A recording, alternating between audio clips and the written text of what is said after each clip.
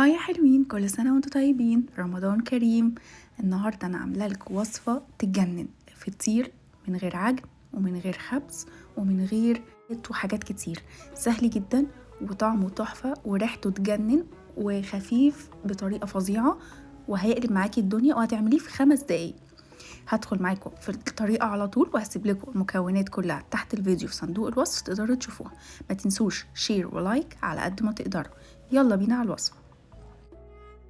كل اللي هنحتاجه المكون الأساسي هي علبة جلاش، ومش هناخدها كلها، كمان هناخد نصها، وفي ثواني هيكون جاهز معاكي أحلى حلو يجنن. فطير مش هتفرقيه عن الفطير، فطير بالسكر بجد يجنن.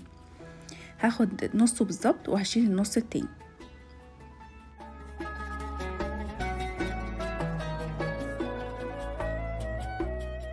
انا خدت نص وشلت نص. اول حاجه كل ورقتين مع بعض هيكونوا فطيره، حتى لو مقطوعه مش مشكله، ما تخافيش، عادي هتتعمل. ولان اول ما تحطيه على النار تطبقيه وتحطيه على النار بيمسك في بعضه، فمش هتفرق حتى لو في قطع بسيط عادي. هاخد كل ورقتين اطبقهم مع بعض وهتكون فطيره. فكل ورقه هدهنها بالسمنه من جميع الاطراف. ادي واحده، وهاخد التانية اوزع عليها السمنه واحطها عليها برضو، يبقى كده فطيره واحده. طريقة سهلة جدا مش تاخد منك اي وقت. والمكسرات تقدري تستخدمي اي نوع مكسرات عندك. انا بحب فيها الزبيب وجوز الهند، وساعات بحط معاه كمان سوداني، بيكون طعمها حلو قوي. فاللي انت تفضليه حطي. باخد معلقه صغيره بحطها في النص واتاكد انها في النص، وابدا اطبق عليها. والجزء اللي هطبقه بحط عليه زي ما انتم شايفين في الفيديو بالظبط، عشان التانيات دي تكون وصل لها سمنه، وكمان تاخد تنفش معانا في الطاسه، وبعدين تبدا تستوي.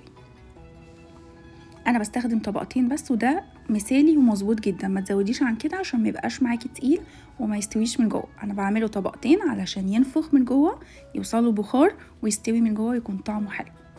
ريحته يا جماعه تجنن وخفيف بطريقه فظيعه. ممكن تاكلي اصلا كل ده مش هتحسي اصلا باي حاجه. حلو قوي. اعملوا الكميه اللي انتوا عايزينها. انا عملت نص العلبه بتاعه الجلاش، تقدري تعملي الكميه كلها مفيش مشكله. هبدأ أمسك كل مربع طبقته وهدهنه سمنة من فوق ومن تحت.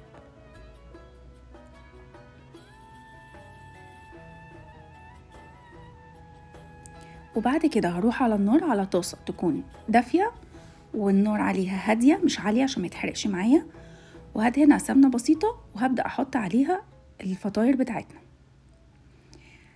بصوا هي بجد ما بتاخدش ثواني، أنا بفضل أقلب فيها هتبدأ تحمر وهبدأ أشيلها على طول.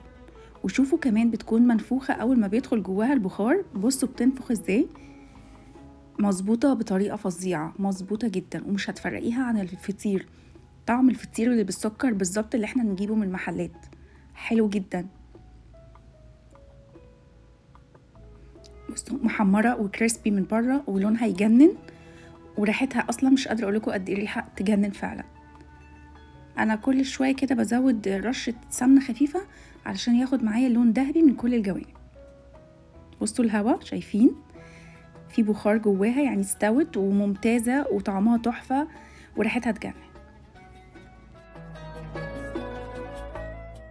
انا هخلص الكمية اللي انا عاملاها كلها وهقول لكم هنعمل ايه.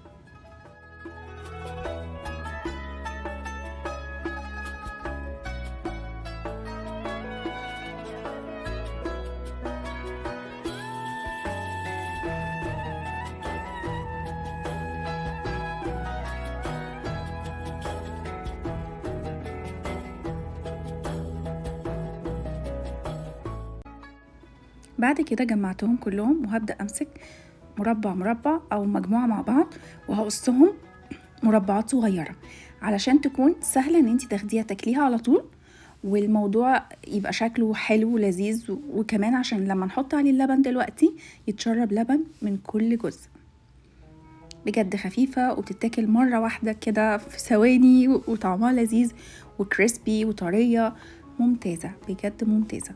طبعا احنا مسخنين اللبن ويكون مش سخن قوي، يكون دافي، علشان بعد ما اخلص هنحطه على طول على الفطير. انا بقطعه مربعات. بصوا الحشوة من جوه، انا عايزة اوريكم الحشوة بجد خطيرة. شوفوا الحشوة جميلة وريحتها حلوة، والزبيب مع جوز الهند اصلا في الجلاش عامل ريحة حلوة قوي. فطير بجد يا جماعة، مش هتفرقوه عن الفطير خالص. هخلص الكمية واقول لكم هنعمل ايه.